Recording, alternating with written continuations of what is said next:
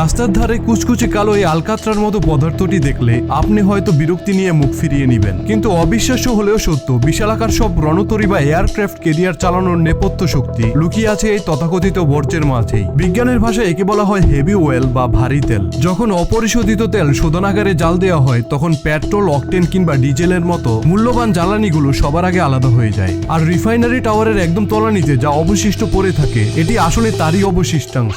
দৃষ্টিকটু হলেও এ তেলের কার্যকারিতা বিস্ময়কর। এর এনার্জি ডেন্সিটি যেমন আকাশচুম্বী, তেমনি এর দামও অন্যান্য জ্বালানির তুলনায় অনেক কম। উদাহরণস্বরূপ, একটি বিশাল যুদ্ধজাহাজে একবার এই জ্বালানি পূর্ণ করলে সরাসরি কয়েক কোটি টাকার সাশ্রয় হয়। এ কারণে আধুনিক নৌবাহিনীতে এ তেলের গুরুত্ব অপরিসীম। তবে সাশ্রয়ী জ্বালানি ব্যবহার করা মোটেও সহজ কাজ নয়। সাধারণ তাপমাত্রায় এটি এক বিন্দু নড়াচড়া করে না, তাই ইঞ্জিনে ব্যবহারের আগে একে প্রায় 100 ডিগ্রি সেলসিয়াসের বেশি তাপমাত্রায় উত্তপ্ত করে তরল করতে হয়। এ কারণে বিশালাকার এই জাহাজগুলোর ক্যাপ্টেনদের কাছে তেল ফুরিয়ে যাওয়ার চেয়ে বড় আতঙ্ক হলো ইঞ্জিনের তাপমাত্রা কমে যাওয়া। তাপমাত্রা কমে গেলে মুহূর্তে সম্পূর্ণ ইঞ্জিন বিকল হয়ে পড়ার ঝুঁকি তৈরি হয়।